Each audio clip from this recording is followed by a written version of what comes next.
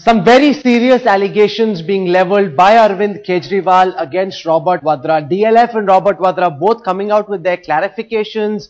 I want to go across live to Arvind Kejriwal at this time. He's joining us. We'll also be chatting with him about the past story. But first, Arvind, you've had an opportunity to go through the DLF response and also what Robert Vadra is saying.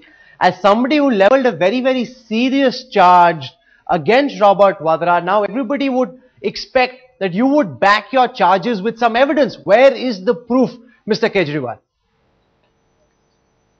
Rahul, I thought we were talking on electricity issue in this bulletin.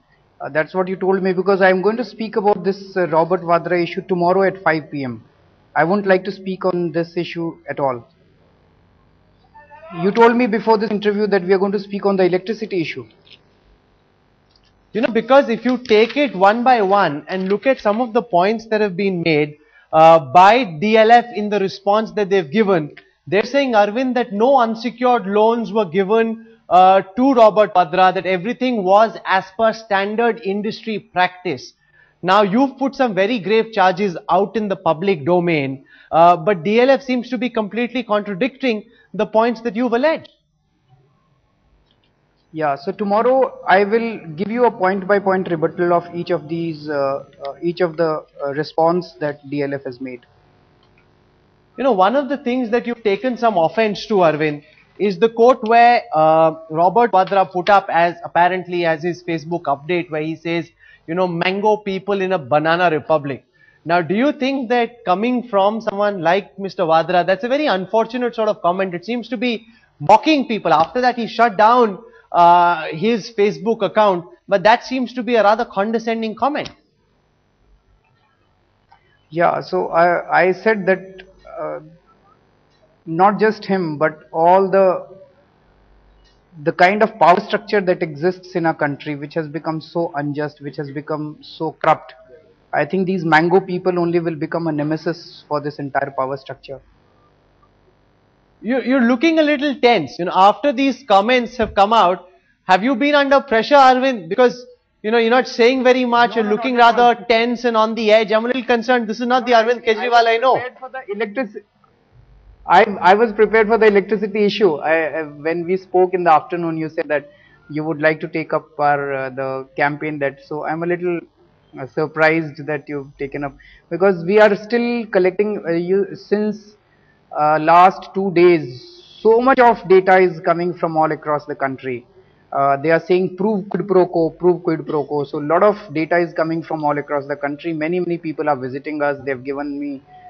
So we are studying all that, and tomorrow we will. Give me a moment, Arvind. What we are going to do is, I'm just going to go back to our studios and give our viewers a full sense of the crusade that Arvind Kejriwal is running against the power mafia, the distribution mafia, which, according to Arvind Kejriwal, and also a view shared by several people out in the streets of Delhi, has been taking common people in Delhi for a big ride. So let's get a full sense of the battle that Arvind is leveling, and then the charge that's being thrown at him that he's actually pushing people towards anarchy. All right, thank you, Rahul. Moving on from here on, a power tussle has clearly begun in Delhi between the BJP and Team Kejriwal over inflated bills. Both are playing champion of the Aam Aadmi, threatening to put Delhi on the mat over this entire issue. It was the BJP's turn to hit the streets in protest. It was BJP's Vijay Goyal that led the party's charge, trying to up the stakes in this battle. BJP workers protested on the streets and inside DERC's People's Court. The protest was staged clearly to steal Kejriwal's thunder, who's eyeing Delhi polls as his first political battle. BJP's protest came a day after Kejriwal's bill-burning act. The BJP has clearly lost the advantage to Kejriwal, who set the agenda in this matter. Arvind Kejriwal stole the march by launching his Bijli Pani Satyagraha in Delhi. Team Kejriwal has been restoring electricity connections and asking the people to burn their electricity bills to protest the hike in water bills and power tariff.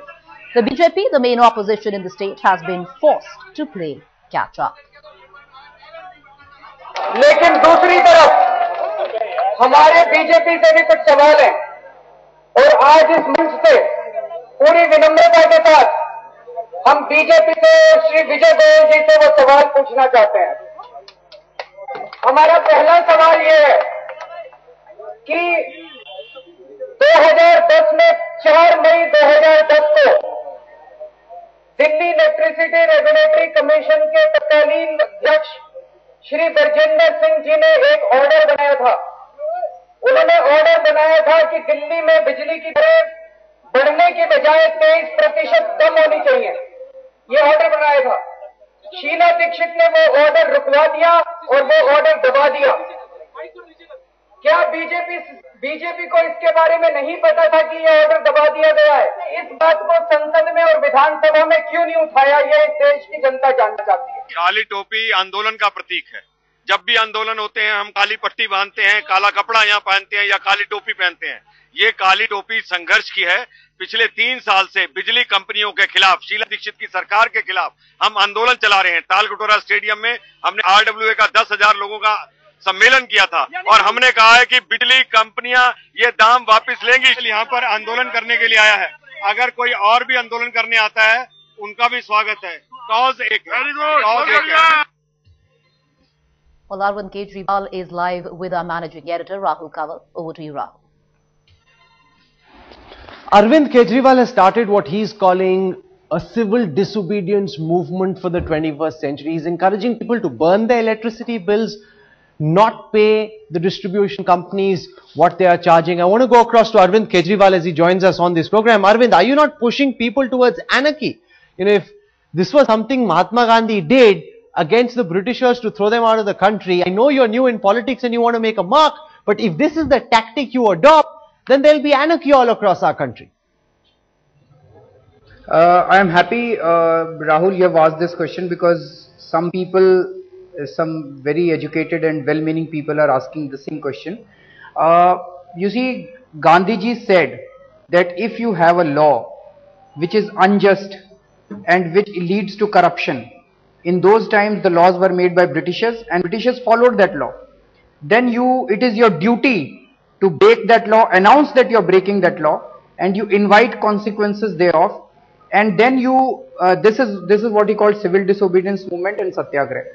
Now someone would say that would lead to anarchy. Then even a murderer would say that I am breaking this law and I am inviting punishment. That's not the right case.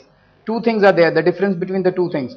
One is that if a murderer is breaking the law, he does not invite the sympathy of the rest of the society. If you are fighting against an unjust law, then the entire society joins in. In this particular case today, the situation in our country is much worse than what it existed in the Britishers' times.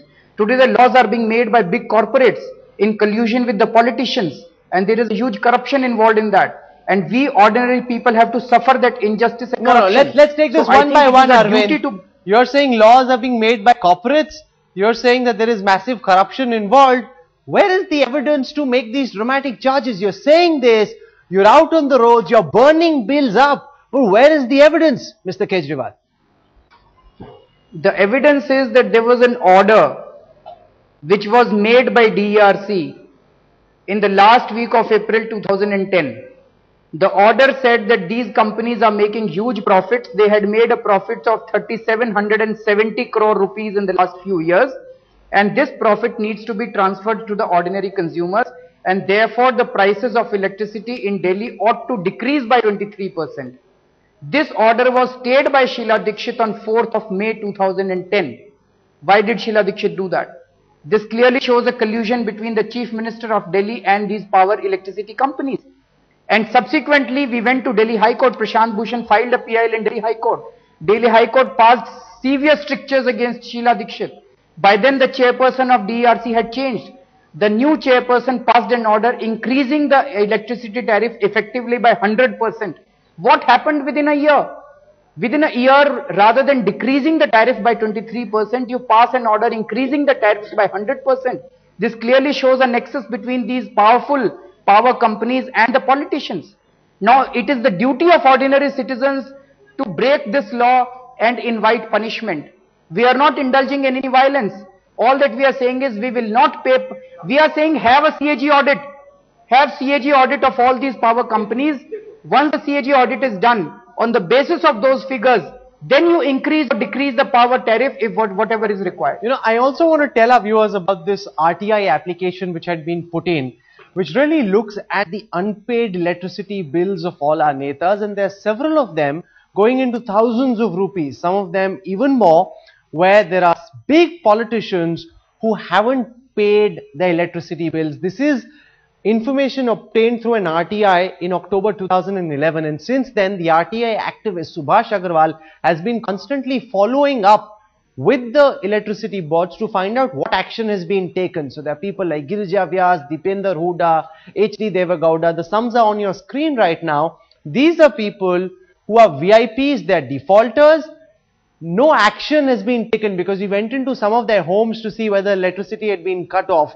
No one has been touched, whereas in houses of common people, in cases where there's been unpaid expenditure, unpaid bills to the extent of 10-15,000 rupees, their electricity lines have been cut as well.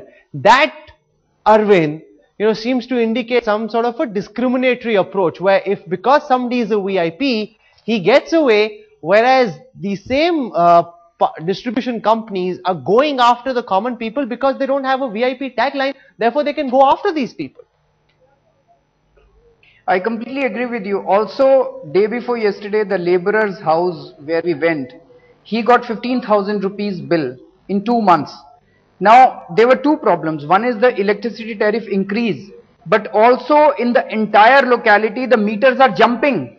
He got a consumption of 2,500 units in 2 months' time. It is impossible. The entire media visited the whole house, and next day media reported that all he had was 2 coolers, 3 bulbs, 2 tube lights and 2 fans, and that's all. 2 television sets. With this, you can't have a 2,500 units of bill. They have been approaching the electricity department saying that our meters are jumping. The department does not do anything about it. And they raise these bills and they immediately come and cut the electricity. Yesterday, the house where we went, this person was getting real bills. He was getting low bills and he had paid all the bills. Still, the electricity people came to his house and they said, you are getting low bills means you have tampered with the meter. There was no evidence of tampering. And they said, if you don't give us 1 lakh rupees, they demanded a bribe. Bribe being demanded by private power companies from a person. And they demanded a bribe of 1 lakh rupees and the person had a heart attack. He died on the spot. No. Who is responsible for his death? Arvind, while everybody's sympathies are with common folks who are being targeted by distribution companies, there are a few charges you've leveled. For example, one, that the heart attack happened as a direct consequence of the electricity bills or of the harassment. There is no direct linkage. You're saying that a 1 lakh rupee bribe was asked for. There is no direct evidence for both these things. You're making all these claims without being able to substantiate. How do you establish a direct linkage between the heart attack and the harassment? Because he died on the spot. The moment those people came to the house, they barged into the house and they demanded, I have no evidence of this 1 lakh rupees, you can cut it out. His wife told us, his wife told the entire media. His wife was in a state of shock. It's just 1 day, 24 hours. Why would the wife lie? So his wife is saying that they demanded and they said, if you don't pay us this 1 lakh rupees, tum logon ko dono ko aisa case banayenge, jail mein sadoge tum dono. And he died on the spot. He fell down. He died on the spot. The wife took him to the hospital and that electricity was connected in their absence, disconnected in their absence. They took away the meter. What else, what more evidence do we need? Yeah? You're saying what more evidence? It seems the BJP is struggling to play catch up with you, Arvind, because we saw Vijay Goyal rush over there. Both of you were trying to storm the same public hearing. Will we see a lot more of this competitive politics over who takes the space of the opposition in Delhi? You've clearly got your eyes set on the Delhi Assembly elections. The BJP doesn't want to give that space up to you, and therefore we'll see a lot more of this competitive politics and brinksmanship. I think we are not in competition with these people. There is absolutely no competition. It is a people's andolan. It will remain a people's movement. I asked some straight questions from Vijay Goyal. The copy of the order which was passed by Mr. Bijender Singh, the then chairperson of DERC, that copy is available only with Congress and BJP. BJP has this copy for the last month. Why are they sitting? Why is Congress and BJP sitting on that order? I asked Mr. Vijay Goyal from his stage that will BJP make that order public tomorrow? He did not answer that question. Why are they sitting on? So one concludes that BJP is only playing politics. Tomorrow if they come to power, then they will also act in connivance and in collusion with these companies and increase the rates. Why are they not making this order? Why are they sitting on it? They're just making tamasha out of the whole thing. We have also made an application and right to information RTI to DRC. As soon as we get a copy of the order, we'll give it to you. We'll give it to the entire public. You know, but you've done this on this issue. You're raising the pitch to a rather shrill level, Arvind. But do you not think that this has dangerous long-term ramifications? You're doing this. You know, we've seen the protest in Kudankulam also get more and more dramatic in some senses. And they're saying that Arvind Kejriwal has been briefing Uday Kumar on how to make it more dramatic. Are there not dangerous ramifications of your actions? You know, if everything is taken to such an extreme, all agitations involve such civil disobedience, you know, I come back to where we began this discussion from. That could pose a very, very big challenge for administration and governance, because then there's complete lawlessness. Everybody's out on the streets, beating people up, burning things, burning bills, not paying. Don't you think that's dangerous? Rahul, today the situation has become such that it has become absolutely impossible for the people to survive. I want to ask straight question from the Chief Minister of Delhi, that how will that poor person survive who earns 300 rupees a day? He's a daily wage laborer. Maximum earning is 9,000 rupees a month, and he gets his electricity bill of 7,500 rupees, and his electricity is disconnected. Isn't that anarchy? How are the people supposed to survive? Now it's a battle of survival in Delhi. We met another rickshaw puller. He said he earns 6,000 rupees a month. He got an electricity bill of 3,000 rupees, water bill of 1,500 rupees. He's left with just 1,500 rupees, from which he will get 2 gas cylinders. How will he survive? What's the solution? What do the people do? What's the alternative that you're proposing? It's a battle of survive. What's the solution? What's the What alternative? else? You tell me. Let's all, as a society, let's all sit down and figure out what else. What should we do? How should we persuade our honorable politicians to look into the problems of the ordinary people and not have sympathy with the companies? If a person says that I will not pay my electricity bill, the CM gets up and say we will cut your disconnect your electricity connection. In fact, we're getting word that the person whose electricity bill, you know, the person whose electricity connection you restarted, a case has been registered against him. That's a piece of information we've just got. But you're saying let's sit together and work out an alternative. But while we sit together and work out an alternative, we can't have anarchy reigning on the roads. This is, the anarchy is already existing in this country.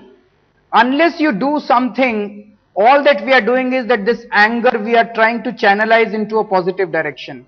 If we are not there, I'm telling you, Rahul, there will be a civil war in this country, the kind of situation that exists. We are trying to channelize this energy into some kind of a non-violent civil disobedience movement. This energy would be very, at least it will lead to something positive. But your critics if would nothing allege, is done, that you are the and one if who's it trying becomes to an, create, if it becomes an issue you're of talking about a civil war like condition, your critics would allege you're the one who's fomenting this trouble and creating conditions where you stoke unrest. Let me give you a small example. We got a phone call about a few days back at 1 o'clock in the night from Vadra, and that person said कि sir मैं हावड़ा के station के सामने से बोल रहा हूं, मैं अन्ना जी का बहुत बड़ा भक्त हूं और मैं ये बताना चाहता हूं कि आज तक मैंने गलत काम नहीं किया। मैं चाय की दुकान लगाता हूं यहां पे फुटपाथ के ऊपर, लेकिन आज पुलिस वालों ने आके मेरे से रिश्वत मांगी, मैंने पैसे नहीं दिए और इन्होंने मेरी दुकान तोड़ दी है। मेरे 3 छोटे छोटे बच्चे हैं, मेरे को उनको पालना है। आज की रात में मैं कोई क्राइम करने वाला हूं बिकॉज मेरे को उन बच्चों को पालना है। अन्ना जी को बोलना कि मुझे माफ कर दें। वो who is responsible for all this? Who is responsible for driving all these people to crime? Whatever is happening in Delhi on this electricity issue, now do you think there will be any alternative left for these laborers but to indulge in crime? 9,000 rupees per month if he is earning, and if he gets an electricity bill of 7,500 rupees, he will be left with no option but to get into crime. Well, till now it's been a bare-knuckled fight between anti-graft activist and aspiring politician Arvind Kejriwal and businessman, son-in-law of Sonia Gandhi, Robert Vadra. After first round of trading barbs, Kejriwal is now threatening to expose what he terms as half-truths and lies churned out by DLF and Robert Vadra. In his tweet earlier today, Arvind Kejriwal said, and I quote, DLF granted favours to Shri Robert Vadra. What favours did Haryana government grant DLF? How is DLF reply a bunch of lies? I will speak tomorrow at 5 p.m. Well, these are the words of Arvind Kejriwal. Clearly, Mr. Kejriwal seems to have the upper hand in this three-way fight that broke out a few days ago. He is alleging that Robert Vadra's property has grown exponentially between 2007 to 2010. DLF gave rupees 65 crore interest-free and unsecured loans to Vadra for illegal benefits, a charge that the businessman as well as the company in question vehemently denies, calling it nothing more but a political gimmick. Questions right now being raised on the meteorical rise of Vadra companies from a humble beginning in the year 2008 with around a capital of just 7.95 crore rupees to 60.53 crore rupees by the year 2010.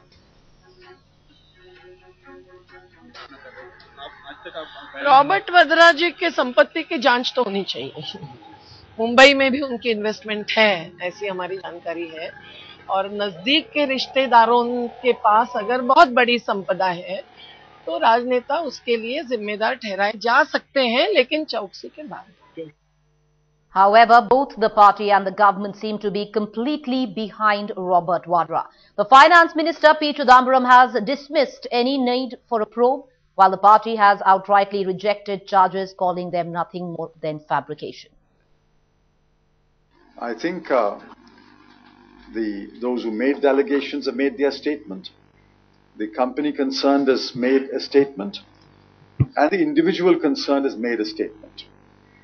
Now, beyond that, I have no facts, and unless there is a specific allegation of quid pro quo or corruption, I'm afraid private transactions cannot and ought not to be allowed to be questioned on the basis of imputations and insinuations. Well, the man of the hour, the man who's put the government in this uncomfortable spot is Arvind Kejriwal. He's with us live. Over to our managing editor, Rahul Kanwal.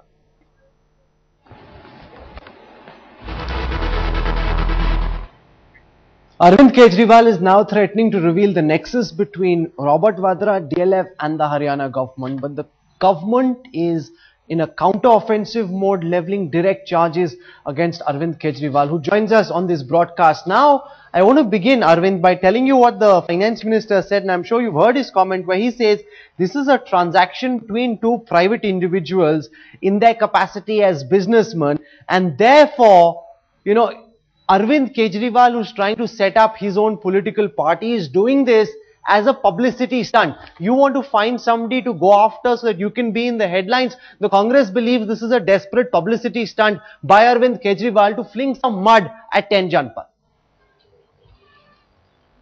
Let me respond to Mr. Chidambaram's comment. Mr. Chidambaram is Finance Minister. Yes. Income Tax Department comes directly under him. I used to work in Income Tax Department earlier. The charges that we have leveled are very, very specific.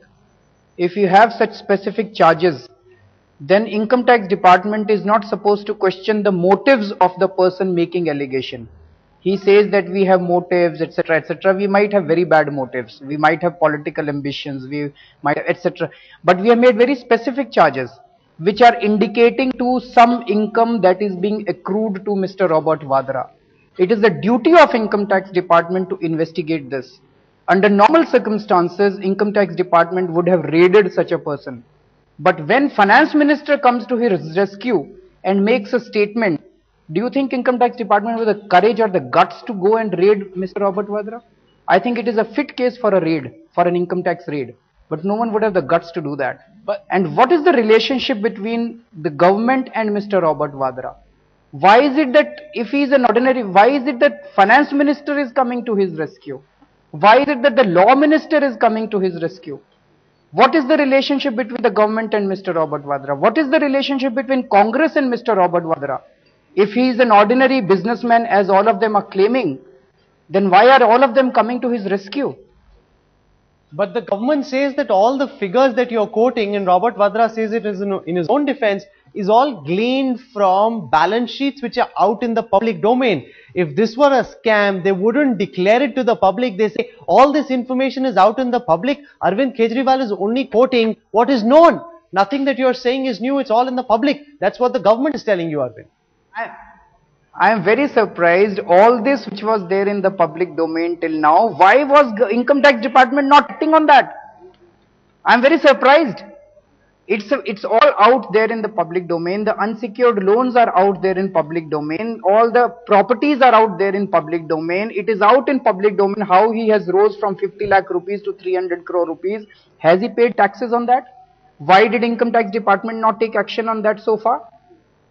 No, but when you're saying that unsecured loans were given, there is a statement that's now out from the company which says that no unsecured loan was given. It was all as per standard business practice. DLF as a public listed company is on record debunking the charge that you're leveling at them.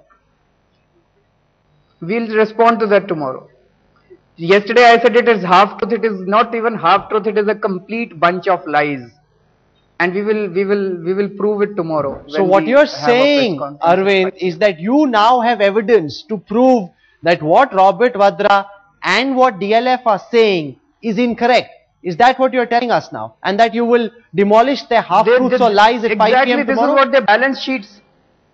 This is what their balance sheets are saying. The balance sheets which have been filed by them with registrar of companies, and much more evidence which has come to us in the last 2 or 3 days. Large number of people from across the country are sending us documents. We will put all that out in public domain tomorrow.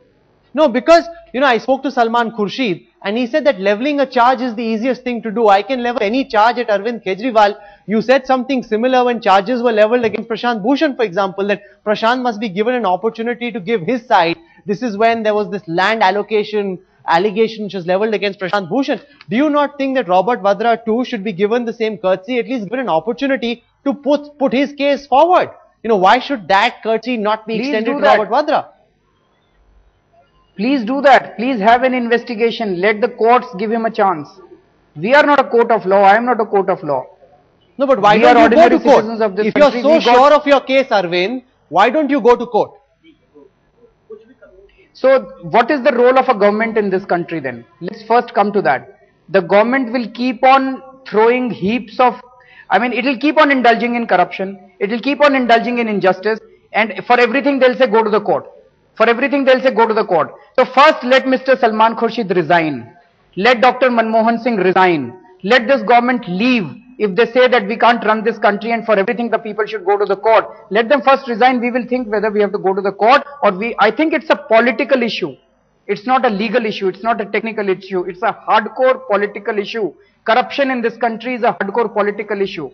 And it has to be solved through politics. But the Congress says you're being unfair by dragging in a private citizen who is engaging in a business activity in his personal capacity. He's not an official member of the Congress party. He's having a private business dealing with some corporate group. The Congress government says that Arvind Kejriwal is furthering his political interest by dragging in somebody who's got a private business agenda and is not a politician.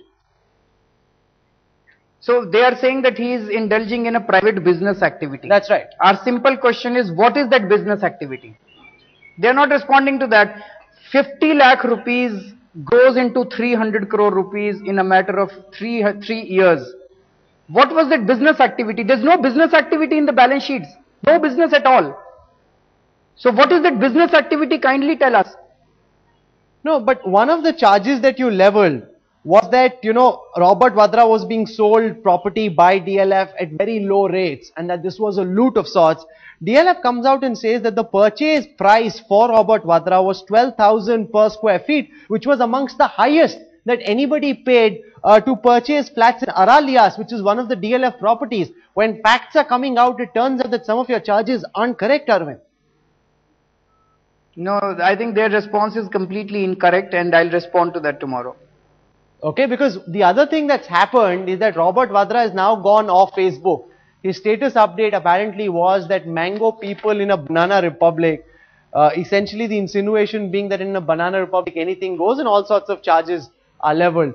But do find that very derogatory, the fact that Robert Vadra essentially makes the Aam Aadmi, he's referring to them as mango people in banana republic. A lot of people offended by Robert Vadra's comments. Arvind. Exactly. Who has brought us to a situation where it has become a banana republic? Isn't he a part of that power structure? Isn't his family also owe some responsibility? They also are a part of that responsibility. Who has brought us into this situation? So before saying that it has become a banana republic, I think it is important that he does a little amount of introspection. You know, the one other question which everybody is asking in Delhi's power circles is, who is the other person, the other big neta that Arvind Kejriwal is going to name? Lots of leaders having sleepless nights. You want to give our viewers some clues? I think 10th of October you said is when you name the second leader. Yeah, let's wait for a few days. Let's just wait for a few days. Is this just, will we see a lot more of this as you set up your political party? Flinging a lot of mud without necessarily having evidence to go to court? You're saying it's a political issue. So at some level you admit that these are political charges. These are charges which you don't believe will stand up in a court of law, which is why Prashant Bhushan or you are not going to court but are using this as a political tool. What is politics? Today the politics has become politics of crime, politics of corruption. We fought on the roads for the last 1.5 years. We did everything that was within our command. We did everything. These people forced us into politics. And now I think the time has come when the people of this country will teach them what politics is. The politics is going to change in this country. It will not no more be a politics of crime. It will no more be a politics of corruption.